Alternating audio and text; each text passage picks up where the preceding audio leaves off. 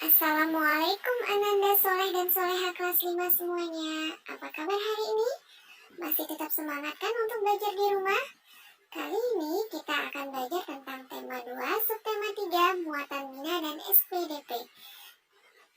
Pembahasan pertama tentang kalimat tanya. Disimak ya penjelasannya.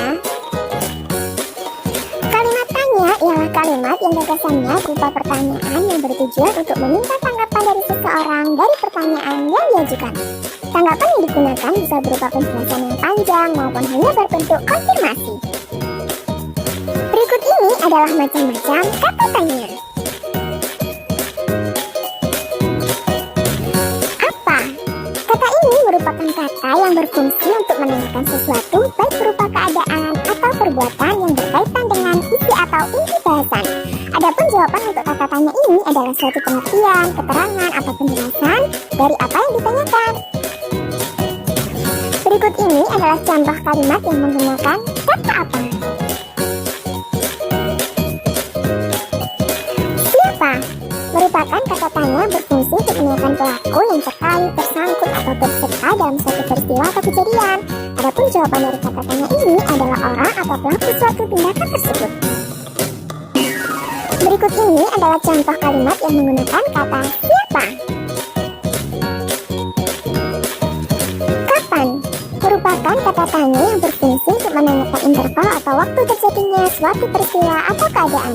Jawaban atas kata tanya ini dapat berupa jam, hari, tanggal, bulan, tahun, ataupun lamanya sebuah kejadian. Berikut ini adalah contoh kalimat yang menggunakan kata kapan.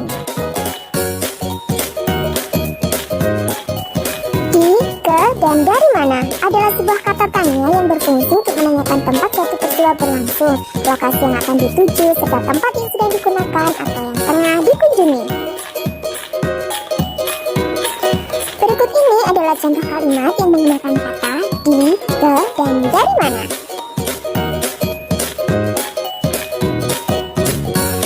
Mengapa adalah kata tanya yang berfungsi sebagai penanya alasan atau sebab suatu peristiwa terjadi. Jawaban atas kata tanya ini adalah penyebab kenapa peristiwa tersebut terjadi. Berikut ini adalah contoh kalimat yang menggunakan kata mengapa. Bagaimana? Kata tanya ini berfungsi sebagai kata yang menanyakan cara atau proses sebuah peristiwa berlangsung, serta untuk menanyakan keadaan atau kejelasan suatu hal. Berapa?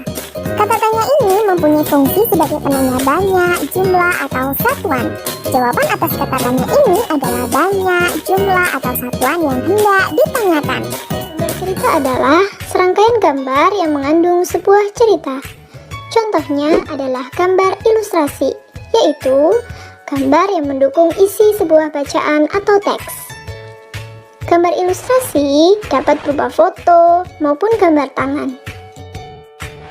Macam gambar ilustrasi adalah yang pertama, cerita bergambar atau cergam, komik, pamflet, cover buku, kartun, karikatur, dan lain-lain.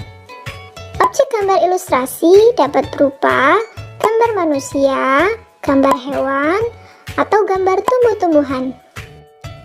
Sebelum membuat gambar ilustrasi, terdapat beberapa langkah yang harus dilakukan. Yang pertama, menentukan gagasan. Yang kedua, membuat sketsa gambar. Yang ketiga, melakukan pewarnaan. Media gambar dapat berupa alas gambar dan media pewarnaan.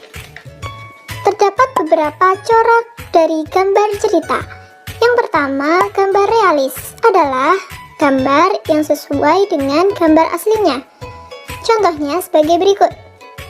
Yang kedua, gambar karikatur adalah gambar yang melebih-lebihkan dari gambar aslinya, biasanya berisi kritikan.